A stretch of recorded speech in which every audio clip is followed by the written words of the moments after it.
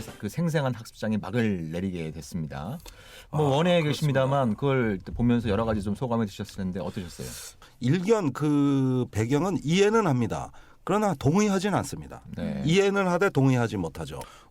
더민주당은 앞으로 선거는 경제민주화 프레임으로 치러야 되는데 네. 테러 방지법이란 안보 이슈는 메인 이슈가 아니다. 네. 그건 에피타이저다. 메인 요리가 아니고 이러면서 이 테러 방지법으로 선거를 계속 치를 때 경제 민주화에 대한 당의 선거 전략 기조가 훼손될 우려가 있고 네. 이렇게 됐을 때 우리의 언어로 싸울 수 없으니 여기서 중단하라고 요구했습니다. 그런데 여기서 이제 제가 흥미있게 보는 건 뭐냐면은 테러 방지법과 같은 안보 사안 이런 부분은 우리가 원래 갈 길이 아니다. 네. 네, 그게 아니라 경제다.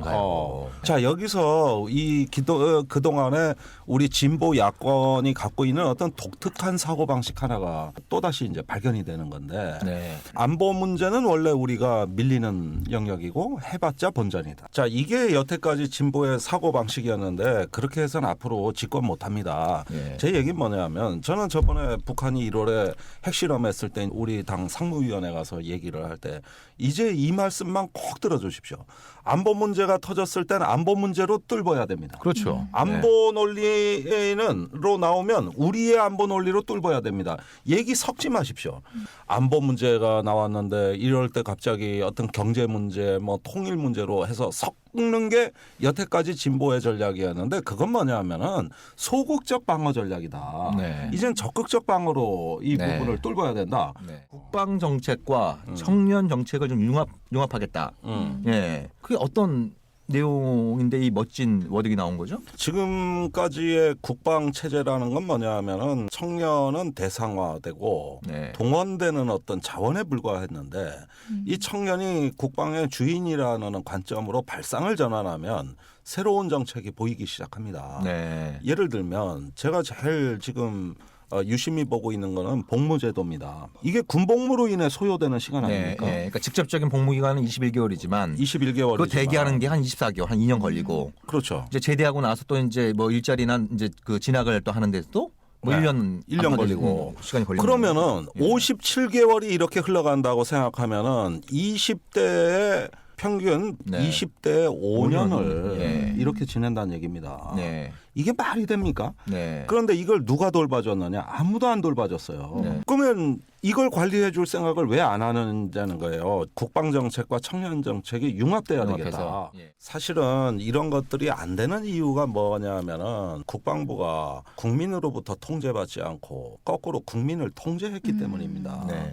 뭡니까? 군 마피아 방지법? 네, 군피아 방지법인데 군피아. 네. 정확히 말하자면은 우리나라에 국방에 포괄적인 법령이 없습니다. 네. 국방기본법과 같이 네. 하나의 어떤 새로운 법령을 제정해가지고 우리나라 국방에 나가야 될 가치와 규범, 국방 조직의 운영에 관한 네. 전반적인 법령이 기본법이 존재하지 않고 개별법만 존재하는 나라거든요. 우리나라가. 네. 첫째로 국방장관은 이제 더 이상 군 출신이 보직돼서는 안 된다. 이건 법으로 금지해야 된다. 이건 군인이 정치를 하고 군인이 정책을 수립하고 이거 안 됩니다. 네. 전문가는 전문가의 자리가 있고 그런 전문가의 직업적 편견에 빠지지 않은 국민을 대표하는 다른 관료 집단이 교육 정책도 수립하고 사법 정책도 수립하고 네. 하는 겁니다.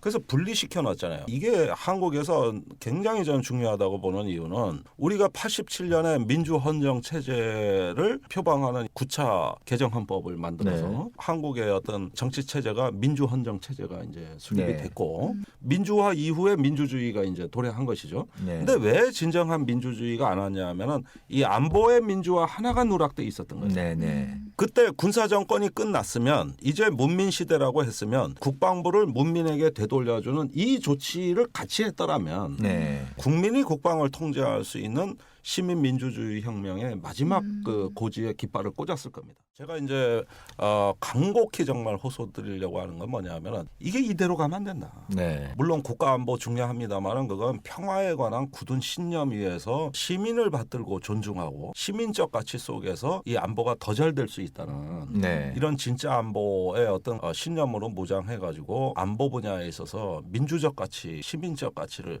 지금 깃발을 꽂지 않으면 늦습니다. 네. 제가 야권에 말씀드리는 거는 안보 문제에서 우리가 압도적 우위를 점할 수 있는 신의 한 수는 존재하지 않습니다. 네. 그거는 분명한 사실이에요. 그러나 북풍에 대한 우리의 자세에서 매우 중요한 것은 첫째 두려움에 빠지지 마십시오. 네. 지금까지 북풍의 절반의 책임은 야권에도 있다는 걸 우리가 자각해야 막아낼 수 있어요. 네. 그 첫 번째는 두려움과 어리석음과 네. 정보의 부족이었습니다. 네. 준비하고 대비하면은 그렇게 치명적이지 않습니다. 네.